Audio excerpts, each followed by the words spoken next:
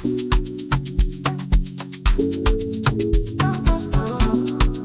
Hi everyone, it's your boy Jordan and welcome to another episode of The Secret Life of a Student Athlete. I'm joined by two amazing guests here. I've got Monique and I've got Jade. Monique is a friend of mine at church and she is a dancer, she's a contemporary dancer and she owns her own dance company. Insane, rockets. We're gonna be talking about that later as well. And Jade, my amazing cousin who introduced me to Dance Moms. She has a bachelor's in sociology. She started her own dance school and we're going to be talking about their experience as being dancers but also students as well. So welcome to The Secret Life of Monique and Jade.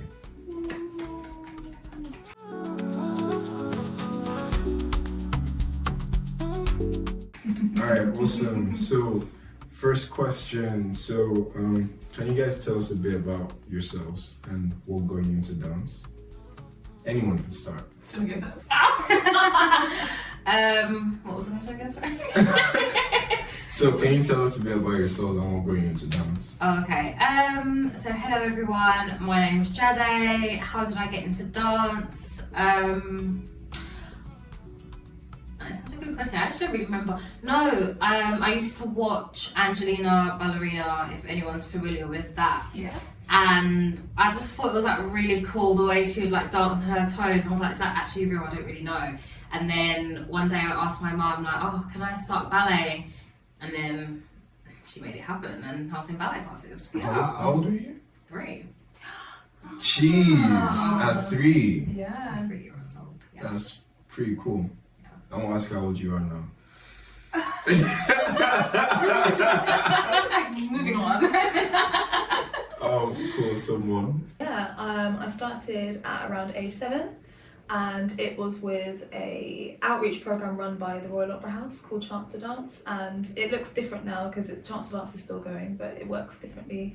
They basically wanted to bring ballet to different areas of London where they felt like it was less accessible, and so you feel like you're joining a PE class, hopping, skipping, and they're looking for movement potential, and then you do a small audition and they offer you free weekly classes and they gave you your kit and it was in a local hall, so it was available for you to to go like once a week, and then if they felt like there was additional potential and you showed interest in it, a few of us were given extra classes at the Royal Opera House on Saturdays to do additional coaching. So yeah, I started age 7 and then they helped me like get further in the industry, let me know what my options were if I wanted to train a bit more. Are you still in like with them? Actually, yes. Yeah, oh, okay. Since last year, I went back as a facilitator and guest artist. And so now the program goes to specific locations. We were in Bradford last year. I'm not sure where we are next year. And we work with loads of different primary school children. Oh, great. And we introduce them to dance and they do a performance in the local theatre and things like that. And myself and another artist, Jacob Y, who also did Chance to Dance, we do a little duet and perform alongside. Oh, that's amazing. Oh, I actually love that so much. Yeah, it's a bit of like a full circle moment. It's really cool. That's really cool. I feel like I got that with my university, but today's not about me. I don't I feel like when I start like saying my stories, it just ends up being it's like good. so. But basically, like the university I went to for my undergrad, and I started Taekwondo there. Now I'm the head coach of the university Taekwondo team. Really? Yeah. Wait, since when? Oh yeah, sorry, I forgot to tell you. You're always doing something new. Another thing, yeah, that was like a few weeks, 3 weeks ago. Oh wait, so do you travel? Yeah, so I have to go like twice a week. Wow. Not have to, I get to go twice a week. But it's been amazing though. Like it's just because I started as a white belt, like I remember that picture.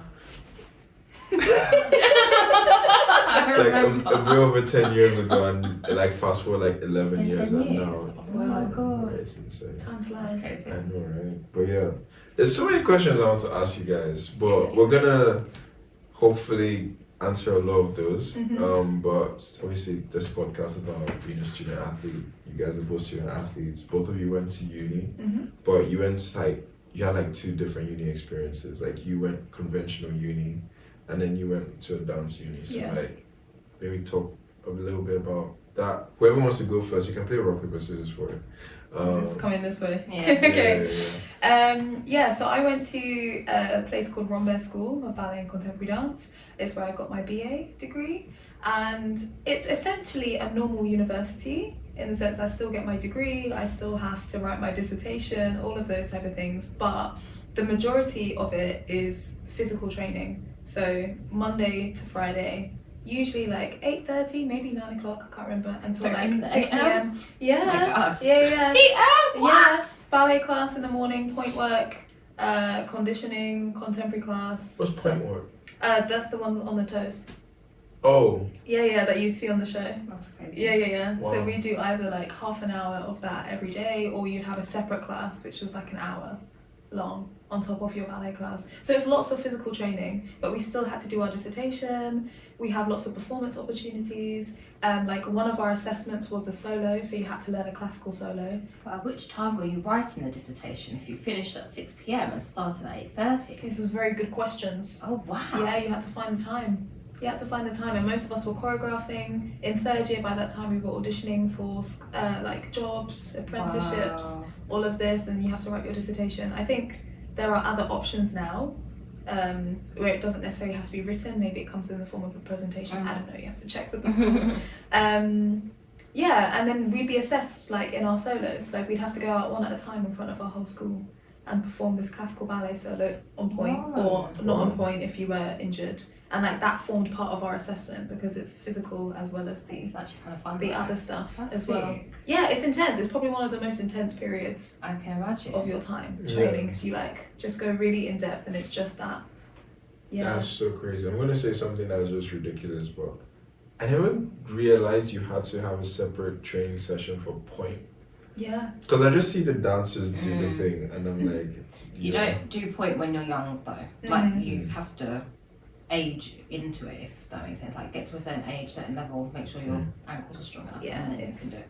Yeah. It's mainly that your ankles and Yeah. things are strong. But yeah, it's like it's because when you see professionals, they've been doing point work for so long that they don't necessarily need a separate class. They'll probably put their point shoes on in From their the warm-up beginning, class and just be in that. But like when you're training, we did class on flat. So like in just normal flat ballet shoes. Our assessments were in flat ballet shoes or these shoes that I hated called soft blocks. So that they're in between flat ballet shoes and point shoes. Makes it very hard to balance.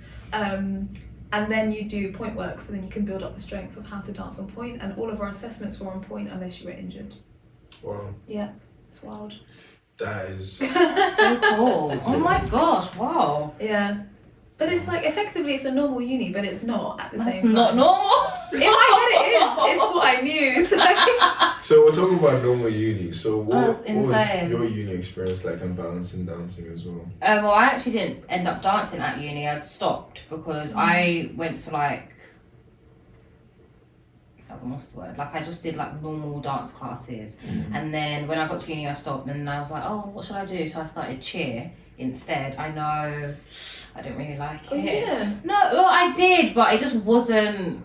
It wasn't dance. It wasn't dance. Okay, fair. Yeah, it wasn't. But then, yeah, like did I like it? No, I didn't actually. No, it wasn't the vibe. No.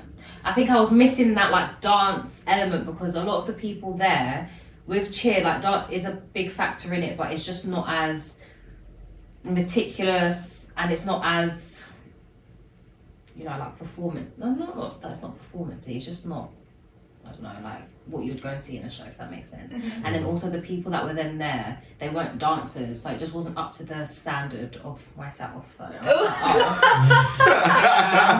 oh. Sorry guys, miss you all, but yeah, it just Wait, wasn't did you that fly? Did you do any flying? No, I was also a bass. Yeah. But and I just didn't have the wrist for it. Okay. That's fine. But yeah, actually no, I was a bass and a back spot. But yeah, and then I would then do like the dancing section because then they'll then try to get those that did dance to then do like the majority of the dance sections as well. But yeah, it just wasn't that good. Yeah. So what was that like? Obviously you transitioned out of dancing, Yeah. but then you're back in now that you're I doing. am. Yeah. Well, that was only because I didn't actually know that like a dance university was like an option because I actually did audition for the Brit School before, but that's for they have I want to say year 7 to year 10, and then they then do, or like to year 11, and they do like sixth form, like classes, or like that's like their college. But I'd auditioned then, but then didn't get in, so I didn't realise that there was options after that I was able to then even do without going there. But it did kind of all work out for the best, I would say, because hearing the training and like what actually goes into it, I actually don't think I have. I have not got the energy for all of it. But then at the same time, if I did go, that's what I would have known. But yeah.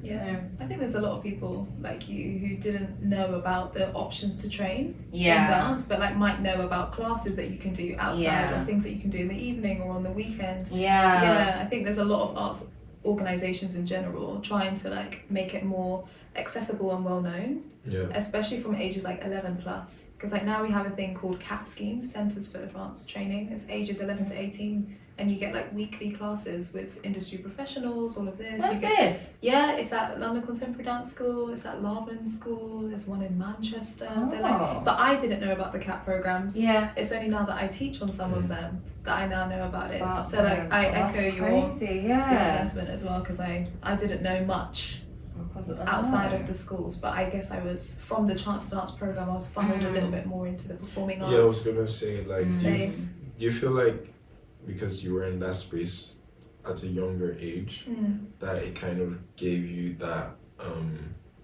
opportunity? Is that the right word? No. Or would you have known about it otherwise? Yeah, would you have known about it otherwise, do you think? Like, had I not gone to Chance to Dance, I wouldn't have known about the Arts Educational School, which was my secondary school. So this was also a performing arts school where I would do English, maths in the morning, for example, ballet and tap in the afternoon, and then I might have a geography class or something like this. So like my days again were considered abnormal to like the normal structure. But had I not done Chance to Dance, I wouldn't have known about Arts Ed. And then had I not gone to Arts Ed, I wouldn't have known about the other schools to audition for higher education, because I auditioned for London Studio Centre, Erdham, Rhombert School, like these are other institutions that I wouldn't have known about had I not gone through that specific path. But I didn't know about the CAT scheme, all the things that were available from like ages 11 to 18. Yeah. If that makes sense. Wow. That's crazy.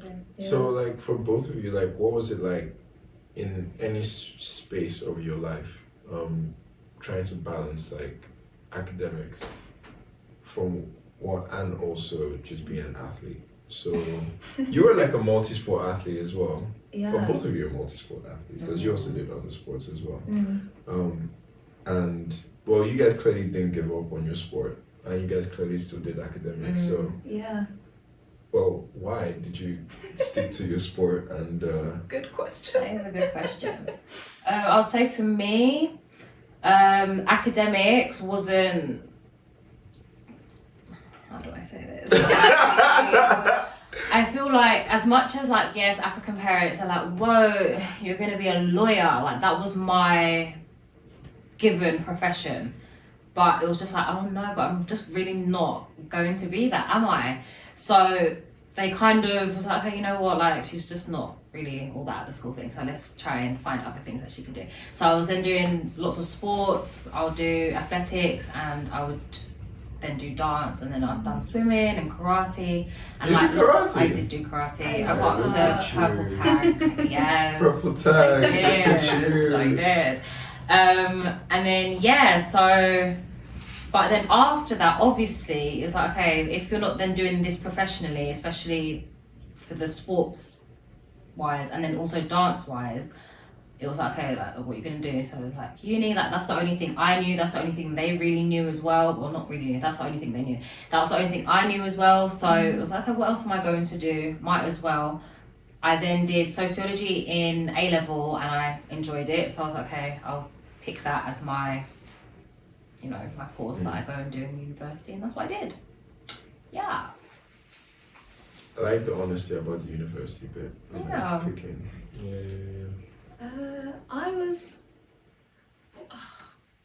I was very torn for a long time between academics and dancing.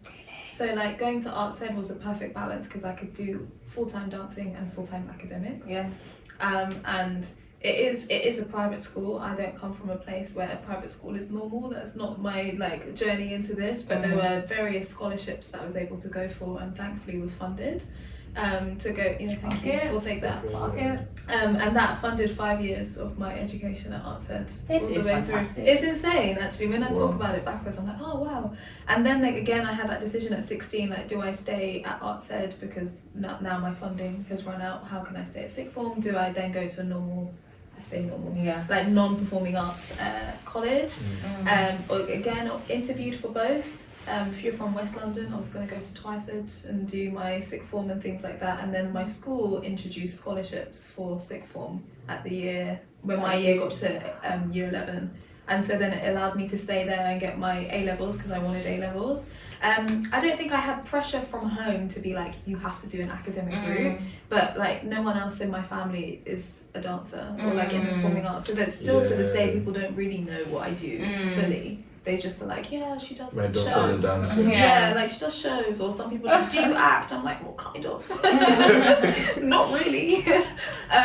What have we seen you in? Yeah, all these type of things. And so then I got to 18 and I was like, oh, I don't know what I want to do. So I did the typical UCAS applications. I did all of the university applications. So does the school help with that? It's like, did they give that option to you, or you had to figure that out by yourself? Yeah, no, the school helped. Okay. They really, because like not everyone wanted to be in performing arts, even though they were at a performing arts school. Yeah, so it's like, that's so interesting. I guess they would get burnt out. Well, some might get burnt out, or I don't know. But then what do you go and do after? Whatever they're interested in doing, I guess, you know, like it's not for everyone, and like only when you're in it sometimes you realize you have a passion for it. I don't have a passion for it, or maybe I prefer this, or maybe I prefer that. And I just wasn't sure what I wanted to do, and I was ready to give up dance. I nearly stopped at 18. Wow. Yeah, I had my place at Edinburgh Uni, was going to do English and history. Wow. Yeah, I was ready to go, and I was like, all those years. Yeah. And then I got into Rambert School, which I wasn't sure if I was going to get in or not. And then I thought, why not? Do you know what I mean? If I'm going to dance, let's dance now. I can always go back to do academics that way. But I really wanted my A-levels, I wanted my GCSEs. I love that for you. Yeah, I did. I was like, I liked academics though. I liked my subjects and all of these things. So what was your subject? English and history. Although I did like geography as well. Crazy, I know. Yeah. I've never met anyone that liked geography. I love geography. Tony, our guy, puts his hands up. You know the vibes. Geography was good, but I was fortunate that I enjoyed a lot of my academics. And I realised I was in quite a specialised school. My years were very small. You know, it's not like there were like loads of people and all of this. So I guess my education experience was a bit different. But balancing it was crazy because I had full schedules and then I worked part-time in sixth form too. It's too much. It's too much. Worked in retail good. No, it's too much. Yeah, literally. When did you rest? Not even, I don't know. I was about to say on a Sunday, not even. I used to work Saturday and Sundays on retail at Westfield in Shepherd's Bush. Whoa. And then I would be at school Monday to Friday, and then Thursday I'd finish early, and then I'd do the 5 till 10 p.m. When you say it's early, what time was your finish to? No, I finished like 3:30. Is that? And then I'd go start at 5. But remember, most of my days finished at 5 or 6. Yeah. Wow. Yeah. That's so my hard. week's been intense from How long did you stay? 17, 16. I feel like it does force you to like mature a lot quicker as well, because you have to like be on it, otherwise someone else is gonna swoop in. It was quite cool. Do you feel like you were like, people ask this a lot, and they ask this a lot of me when it comes to sports. Do you feel like you knew you wanted to be in this space, or were you just doing what you liked? Oh, that's a good question. Like, was it like because I know for me, like, I've always, like Jade, was like, I've always wanted to be a pro athlete, or at least compete at a high level. At least that's what I knew. The science, I don't know how I got into here, but somehow I ended up doing a PhD. So I thank God. We're here now. But I'm curious, like, both of you actually, like, do you feel like you guys were like, I want to do this, or was it like, I'm just doing what I like and I enjoy this, but you guys are also quite committed, and I'm just committed to like what? Speak to that. I think, well, I didn't know what I wanted to do for a long time. I just knew what I was interested in, and since age 7, I've had dance in my life, so it was just always there. So like even when I was contemplating, if I go to Edinburgh, are there dance societies, are there classes? Like I was looking at those things so that I can still keep dance in my life somehow. And then when I got to Rombo School, it's just very much like, oh, okay, let's give it a go. I'm very much a bit like, yeah, let's give it a go type thing. But now that I'm in the industry, like I can't see myself in another space. It's like always in like the performing arts space somewhere. Whereas I don't think I left school and was like, yes, I'm gonna be there, until I went into uni and I was like, yeah, let's do this dance thing. Wow. That's actually so interesting. Yeah. Wow. That's cool. I would say that I always knew. No, I always like had the inkling that I would want to be like in some type of like creative entertainment type of space, but it was just more so the figuring out part, because obviously I then did go to like traditional school and everything was done like traditionally, and that's all I knew, that's all my family knew as well, or knows. So yeah, I don't know, like I would want to do more like TV things and like music videos, but like even if I'm not necessarily the one performing, especially like now, because I know how much dedication it takes, and I don't think I've really got that in me anymore. Do you know what? Anymore, fair enough. No, anymore. No, do you know what? That one word saved you. I'm a red flag on play. No, anymore. I say this because I feel like when I was like 13, 14, I would say that was my prime. Like I was kind of like getting into, like I was able to like go online and like, oh okay, like there's auditions, or that there's other ways to kind of do this, but not necessarily like the school way, because I still don't know about that, but like in terms of the auditions or like an agent, or go into I don't know, like all those schools where they can kind of put you into productions and stuff. So I was saying to my mum, like, Mum, please look at this, you need to take me. But she's like, no. So yeah, but I was like, no, I don't know, is this legit? No, but your school, like you've got exams that you need to be preparing, like all that type of stuff. So for that reason, but I feel like if I was at that age and it was something that I was able to like really go after, forget about it. Too sick. No, but beside the point, yeah, I would have really liked to have done that, but like now I've had to kind of like figure out like another way to be able to do that, because yeah, physically I ain't got the strength. For that. I think you could. I think you could if you wanted, if it was the right thing, and if it was, I think you could. I think, do you know what it is? It's like it would take a different like mental mindset. Like I would have to genuinely reprogram my entire like existence. I actually would, because I would say from A level, so like before it was like you have full days at school, like well, not like yours full days, but like full days for me was, I don't know, what time did I even start school? I don't know, like 9 till 3:30. That was a full day, and then by the time I would get home and that, so it was kind of like back to back to back. And then by sixth form, we only had 3 lessons a day, and it was like you can leave, if they were back to back, you can then leave at lunch, so I'll be home by 1. And it's like I literally had the entire day to just do whatever, and then okay, like I'll dance on the weekends and then during the week on a Monday. But other than that, it's like I had a lot of free time, and I just never developed the, not necessarily the need, but I just never developed like other things to be doing, to be filling my time.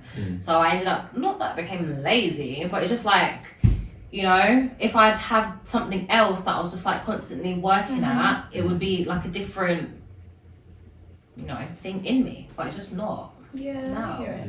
So if like a music video job or something. Oh, I'll do it. Yes, I'll do it. I love that. I'll do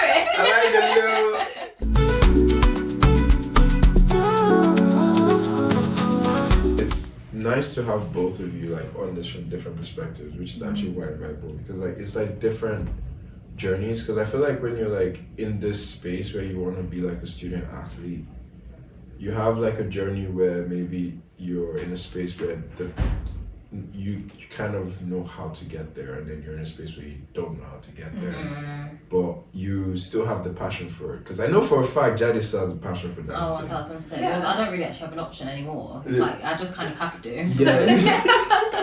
I never did anything else.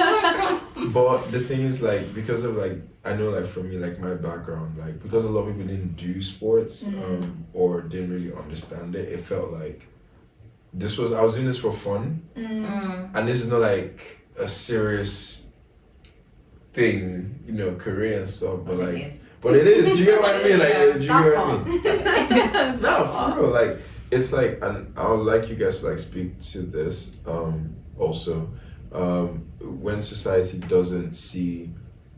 I feel like society, and I'm an academic. I'm doing a PhD, so obviously, I appreciate academics, but it feels like there's a higher like appreciation for academics when you're someone who also loves sports than there is for the appreciation for the sport as well. That's deep. Do you get? No, it is, because I feel like that's what I struggle with now a lot, because where I'm at an age where I haven't necessarily fallen into any like professional career.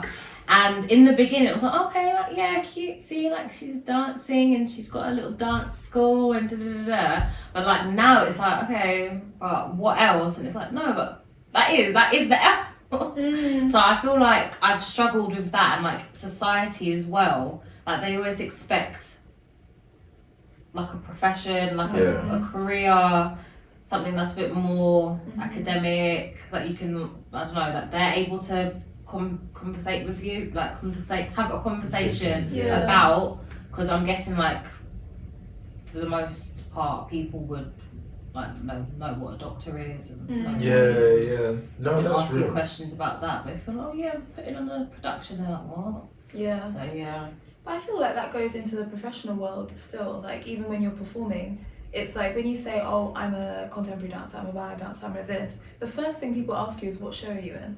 Exactly. And if you don't have a show to tell them, then it feels like their perception is like, oh, you're like trying. Yeah. You know what? I appreciate the face. The face is so real. Oh. Because they do this face. They're like, oh. And then the pivot is like, oh, is there anything that I would have seen you in? And it's also just like, if you work in theatre and it's to someone who's expecting you to say a movie or something along those lines, then that perception can be really different. And I think it's just, for a long time there's been a stigma, I think I will say largely across the African diaspora, about sports and dance and the arts not being a proper career. And I feel like that goes into the wider society in general, and it feels like people don't get it until you're doing extremely well. Yes. That's very real. You know? Do you think that could be maybe because there isn't a direct path and it is a bit like windy until you do get there? Yeah. Whereas with like traditional academics, it's like, oh, okay, you do A-levels, you do a degree, you do maybe a master's, you get a job in said field that you and then you just progress through the Whereas field. with like sports, it's like very up and down. But then maybe that's a question we should ask for ourselves, like what is a program or something that can be put in place to make these things less windy and just a bit more direct? The thing is, the reason why I think it's good that it's not direct is because, like, I'm like, this sounds like very contemporary dance. It's like, but art can't really be quantified in the same way. You are not wrong. You know? In the same way, it's not as easy as like, yes, I've got this position, I do this, and this. That's now right. I'm measured by this and I move on to the next thing. It's like, what am I interested in artistically? What shows are around? Is this a show I want to do? Is this a show that my skill set lands itself to?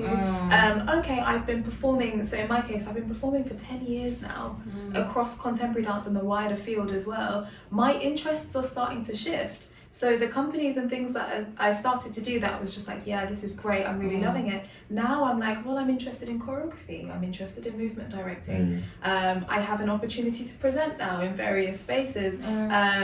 Maybe I want to try dance theatre that involves using my voice and dance and all of this other stuff. You know, so I can't really be like, yeah, I do this. It's not really a checklist because our motivations for it are often quite different rather than like a traditional career path. And a lot of people in the arts are freelance.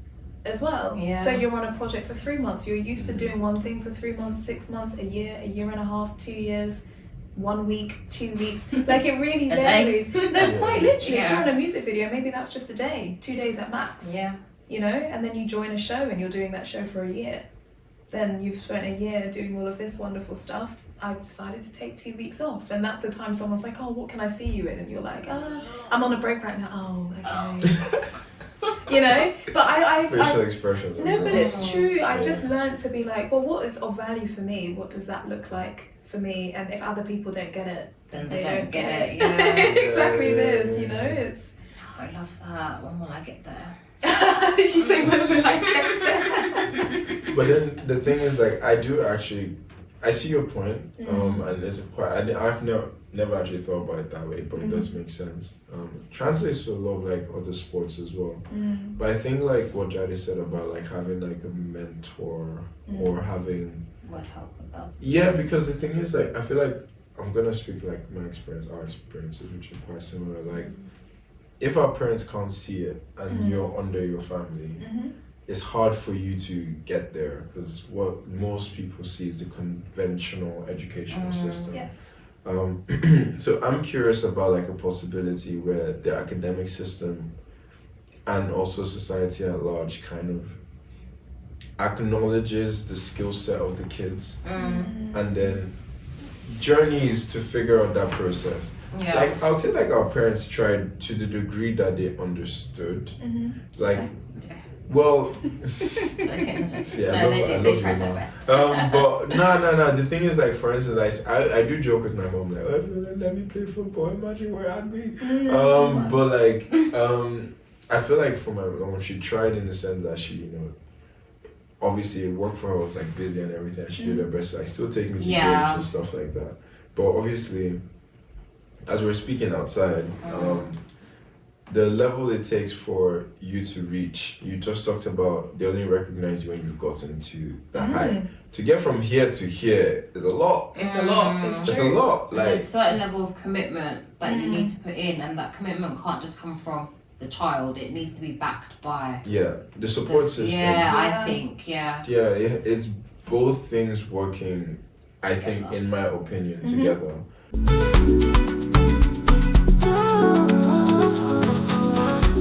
I stayed with you. Like I've seen your passion for dancing. Yeah. No, the passion is like 100% there.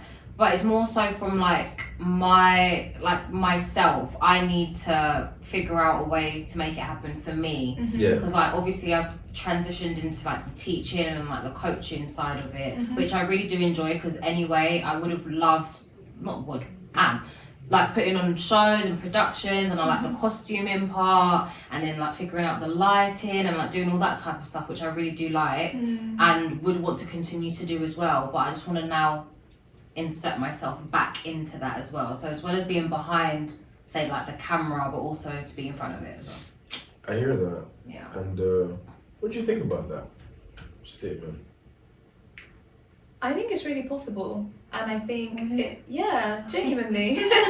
Really? Yeah, genuinely, because it's if something is like slowly nudging at you, and the voice or like the thought of it is starting to get a little bit louder. In creative spaces, I think sometimes it's good to listen to that, even if we don't know what that looks like moving forward. Yeah, but that is the thing, and it's like I've not known what that looks like for like the past 3 years. Like, what is it?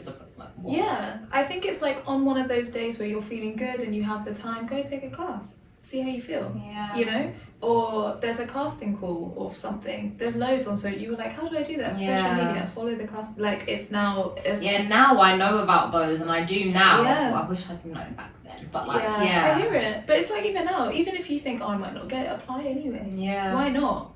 You never know. There's sometimes I'm just like, I won't get this, and they're like, hey, we'd like to see you. Yeah. Okay, cool. Let's give this a go. You just never know. And I think this is when I was saying about there not being a linear path. This is why, because sometimes people like everything in its own time, in its own season, you know. So like sometimes people bloom at different stages. Sometimes... We still snap? No, we only clock now. We clock. I really? Yeah. Cool. Snap if you want to snap. You want. Snap if you want to snap.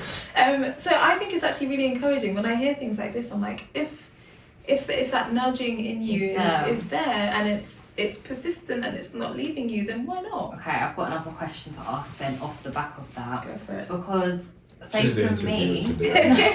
Just a guest. no, because say for example, fortunate for me. Mm. Is it fortunate? Yeah, it is fortunate. I see it as a positive. Yeah. That I'm not in a position where, this is gonna sound so bad, but like I have to work.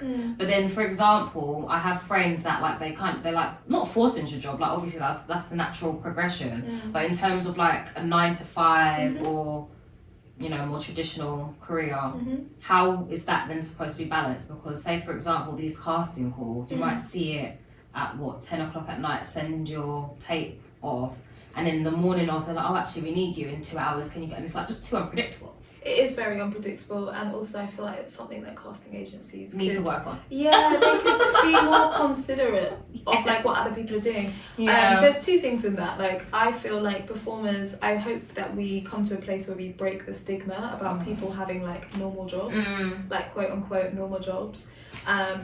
And that's not a bad thing. It's not a sign of failing. It's not a sign of this. Like in freelancing, sometimes these things just need to happen as well. But then also, like, hopefully you're not getting a call from a casting agent being like, we need you in 2 hours. If someone called me like, oh, we need you in 2 hours, I'm like, well, I won't be there. Yeah. Then if you don't have the choice, because it's like this is something that you want to do, like you're gonna say, okay, I have to take up the opportunity, you know? There's this thing, and maybe it's counterintuitive, counterproductive, I don't know. But for me, I personally prefer this rhythm of just being like, I'm not chasing after these opportunities. So sometimes it's like, oh, I really want it. There's some things I've really wanted to do, and I was like, I actually just can't make it work because I'm on something else. What is for me, what is for you, and it won't miss you. And so it's just like, it's true, let's clock it. No, for real. And so it's like sometimes people are like, oh, I have to do this. Do you have to, or do you want to? Jeez. No, but it's true. There's this thing in performance where it's like, soundbite.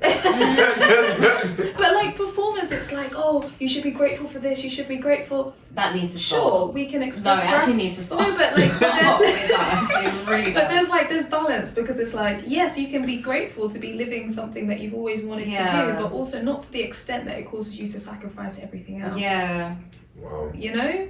So I think there's ways around it, and there's some things you'll be able to do and there's some things that you won't be able to do. If you make peace with knowing that, like, okay, cool, would have loved to do this, but maybe not my time. No, but that's why I am where I am, because I feel like I have that literally that attitude. Like, okay, but it's just not. But you need to go to the casting call still, though. Yeah, there we go. There we go. I'm just saying. No, I do. Not the same. No, but do you get what I mean? I Because do. it's like, if they just made it a little bit more easier, then I would have gone, you know? But why are they making it so difficult? I know, it's a little I'm bit not tricky. thinking better, you know? Nah, Sometimes you are, though. Just pick that out there. That's so funny. But that is actually very interesting coming from you. Like, kind of like, what's yours is yours. But it's cool because it's also coming from you that you just described your, what's it called, timetable when you were like a student athlete, which was also crazy. Because some people can have that mindset and be like, what's mine is mine, bro. This is not me. I'm a bit tired today. Yeah. You know? Maybe I'm a chill out.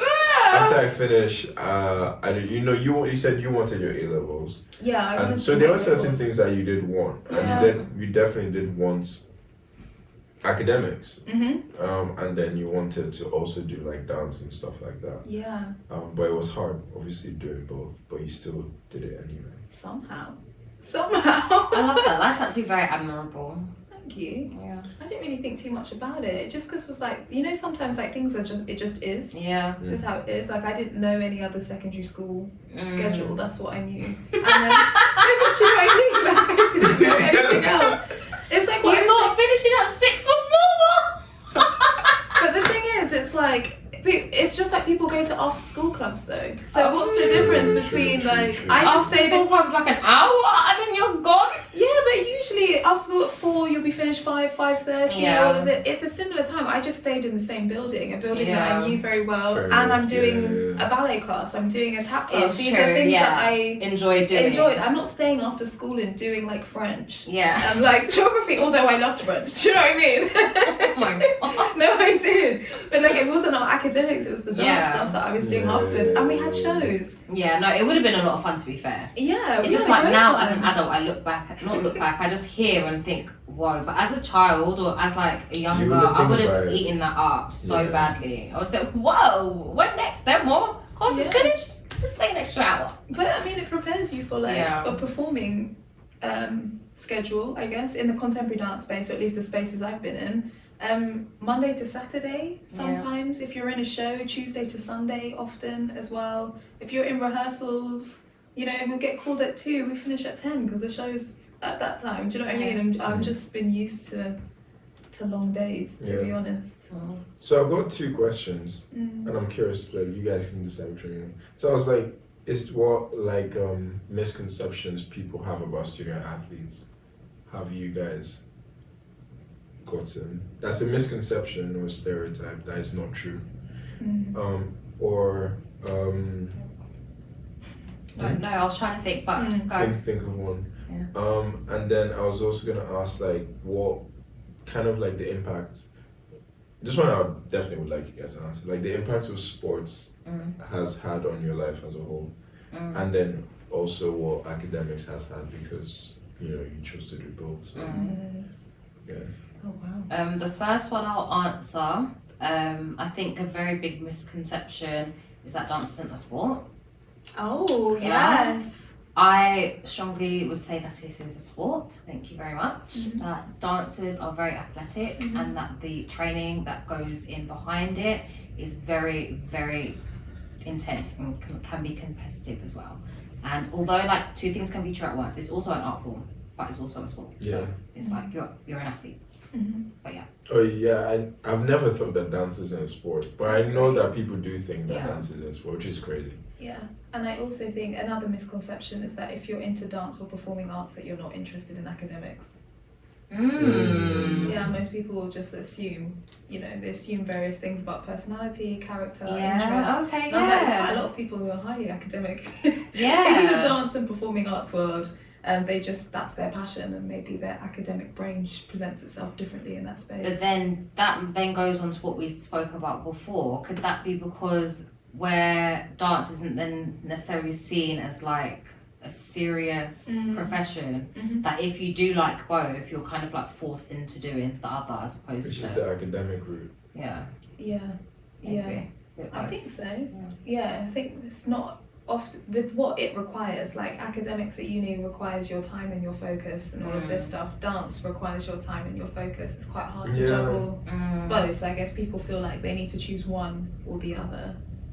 People say that. I've heard people say like, oh, they can't. I've heard some parents say like, oh, they weren't able to do both, so I just suggested that my child stop the sport. Because it's the safer option, but really and truly, I don't think it is. Especially nowadays, it's very difficult to even get a job. Yeah, I was like, I genuinely disagree. Like, actually, that's a great segue to my next question because both of you have created something out of sport, your company and your dance school. So that's one way sport has definitely impacted like your life. So like, like I guess like speak to that like also misconception of like you have a child that wants to do both, but you push them more towards academic routes. But how much, like, well, now you've created something from what was your passion, which is both of you have created something for like that passion, which is dancing, which is a sport. So, clearly, not true. Yeah. Because another misconception is that dancing is not a career, like it's not an actual career path. I think that's changing a little bit with social media and other things as well. But I just think performing arts in general, but obviously dance, because that's the space that both of us specialise in a little bit more, it opens up to so many different things. I know people who trained in dance, who have performed professionally, who are now producers, who are fundraising organisers, they're doing all of the stuff that support major arts organisations. as well. They're CEOs, they're executive directors, they're all of this type of stuff, but within an art space, and some of them also not in an art space. I think it's just like opening the mindset that this can lead to a multitude of different things. I had no idea I was going to start a company.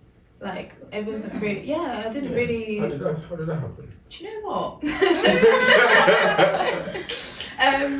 I was performing in for other companies, and I'd always said I didn't want to choreograph until I felt like I had something to say. And around 2019, I kind of was just like, I got something to say. Yeah. It was more so like I primarily in ballet contemporary spaces, and I'm from the Caribbean, so there's a whole other movement language that I have available to me as well, that I'm also very well practiced in. And so I was like, when I'm at work, I dance like this. When I'm at home, I dance like this, but I'm the same person. So like when I choreograph, like where do those two experiences meet? And so then I just started, choreographing in that way. And I was applying for this platform called Resolution Festival. It's a contemporary dance platform where emerging choreographers can present their work. And I just was like, my application will be stronger if I have a company behind it. And so I made a company, literally there and then. Wow. And then it managed to grow into what it is today through lockdown and everything. That's so cool. Oh, how did you manage to like continue that through lockdown? Lockdown was really pivotal for me actually, because up until that point I'd primarily just been performing. I'd just been a performer, I hadn't been doing all the other stuff. And then obviously now we're all stuck in our homes. And so there's no dance studio, there's no performances, like a lot of people's livelihoods just completely cut to a halt. And I thought, like, who am I outside of that? If that doesn't come back, what does that look like? Wait, get into that. Yeah, you know when you make work your full identity. Yeah. Even if it is a passion, dance is a passion. I've loved it, but like that's not who I am. It's what I do.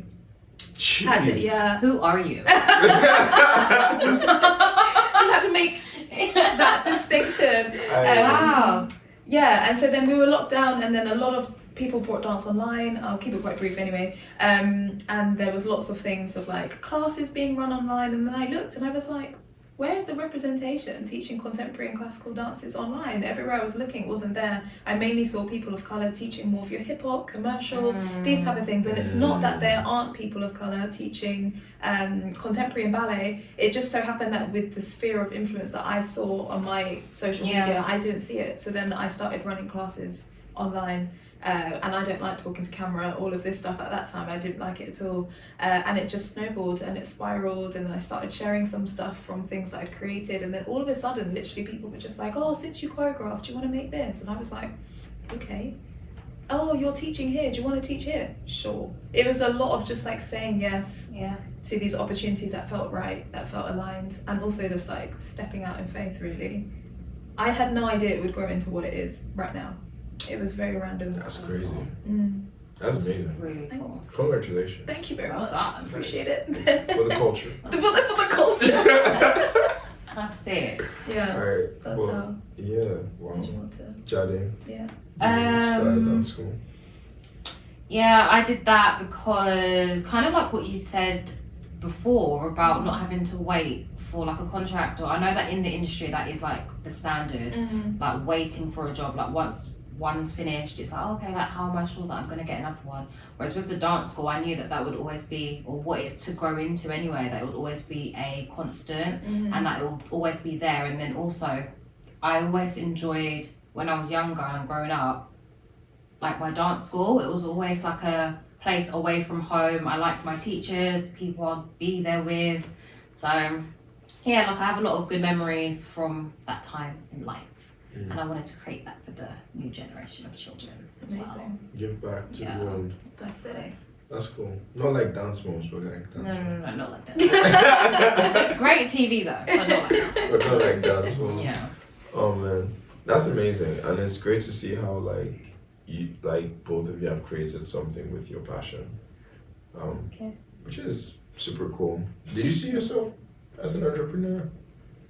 I did actually, yeah. I love that. I did, just because like I know it's so bad to say, because again it's like not hating on those that work hard for the money, but I just never saw that for myself. I really didn't. It's not in that sense, it's just like I just genuinely don't think I would have anything to actually contribute in a way that would allow me to like progress and make a solid income for myself. You know, it's like, let me just do this and try and really run at that. That's quite cool. Yeah. No, I respect that. I think they're different people, and then you seniors, I started stuff and I never saw myself as an entrepreneur. It was just my not that I'm good at it though. It's like not that I'm good at it.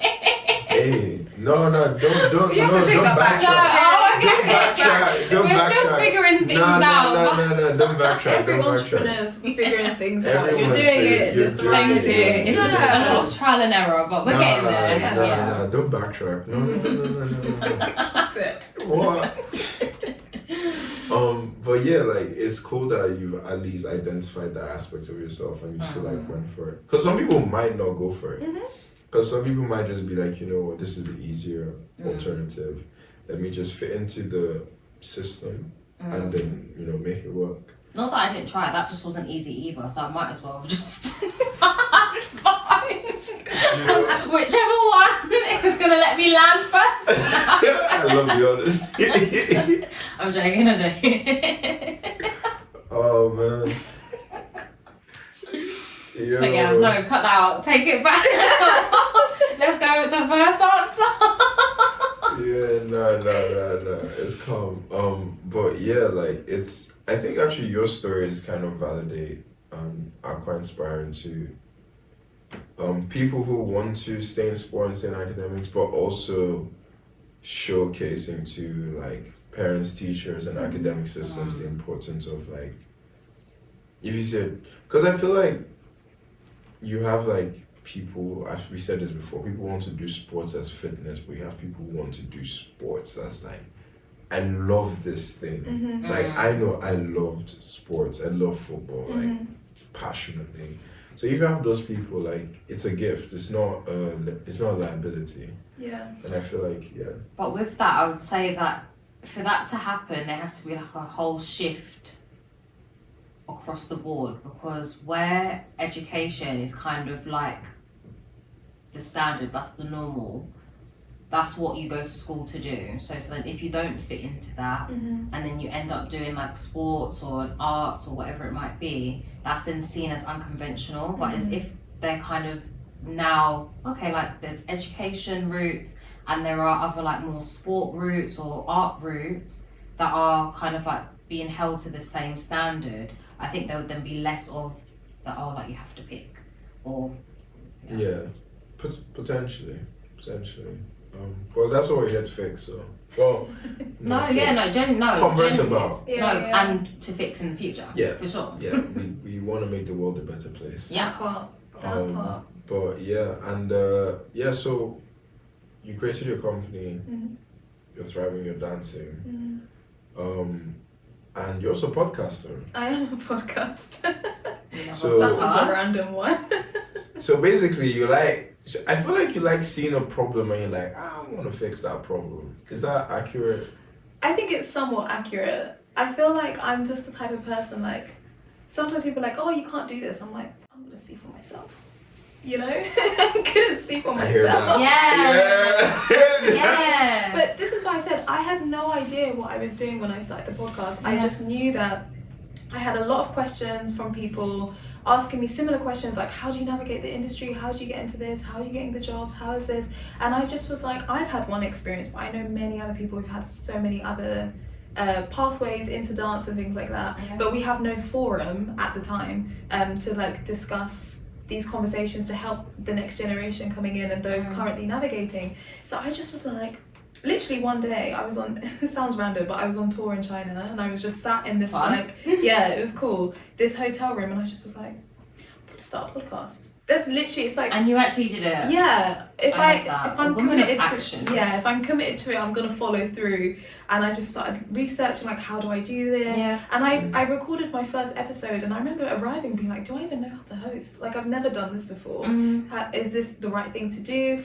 Just went with it, just tried it, just gave it a go. But also, if I'm going to do something, I'm like, okay, I'm going to invest my time, my energy in all of this. I want it to have a look because I'm building a sort of vibe for my company and this, that, and the other.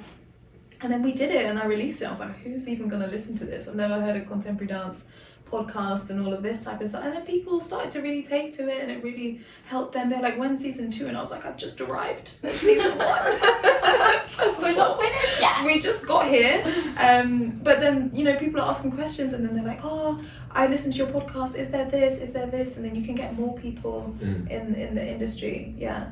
It's Oh, do you want to do the intro? the intro. No, I don't want to do the You want to say the name? Yeah. It's called Candid Combos with Jonah Dance, and it talks all things contemporary dance and the wider dance industry here in the UK, Okay. and hopefully internationally too. But Yeah, definitely internationally too. focusing on the UK scene at the minute, but like all things on how you navigate the industry, how we stay booked, how we make a career, how we live life, Fantastic. all that stuff.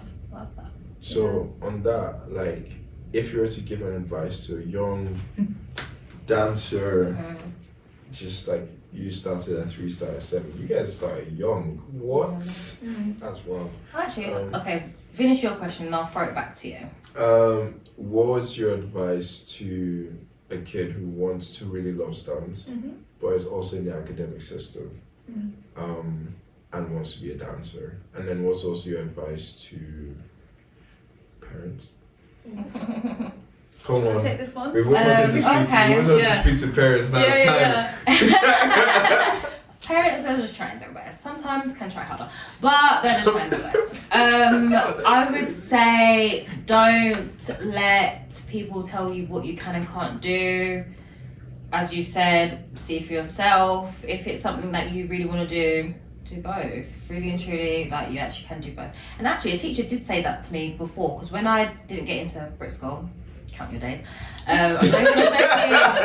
love the work that you're doing over there. I'm just a bit salty. Not really. I don't really care. But anyway, sorry. A teacher did actually say to me, she was like, oh, but really and truly, you don't actually need to go to like school to do it. Like, you can always like find other avenues. The only thing is that I just didn't know of those other avenues to find, but she wasn't wrong. Like, there's loads of other ways that you're able to train and still keep up with the training. And then, like, for example, when I stopped at uni and then came back to it, I was in like 21. I felt like I'd missed out on however many years of like no dance training, and that everyone else had kind of like gone past me, and like I've now, you know, like on a different level to them. But it's just that there are loads of other options that you can follow. So yeah, do both, really and truly. Don't let people put you in a box. And to the parents, we love you. I'll say it's actually just, we love you. Oh, we love you so much. But also ever so respectfully, and like, I don't even mean this as shade or like try to be like whatever, but really and truly, it's actually just not your life.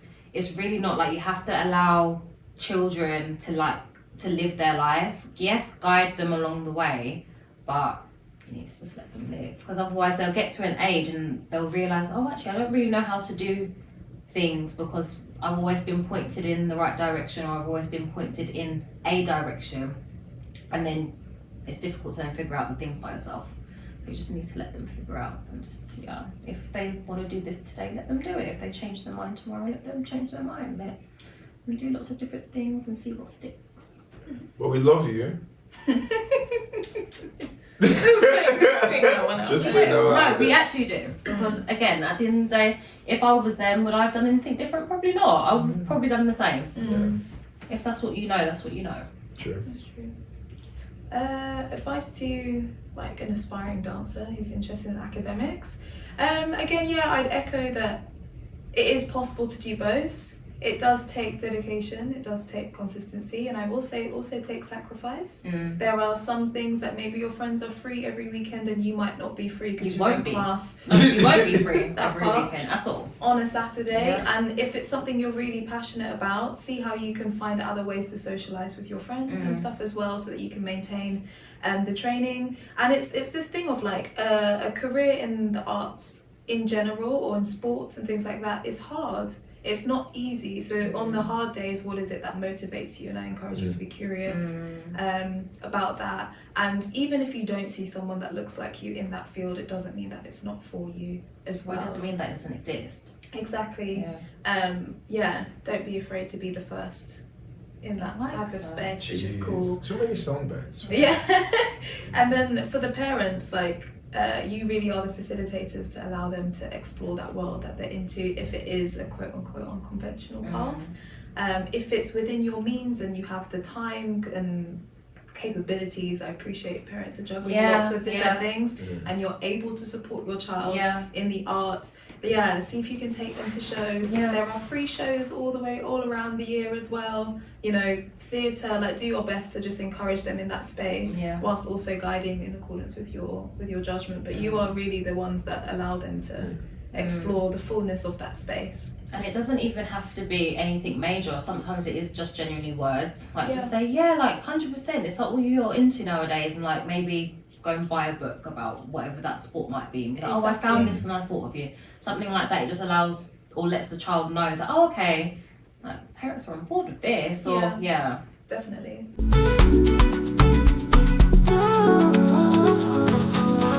Thank you.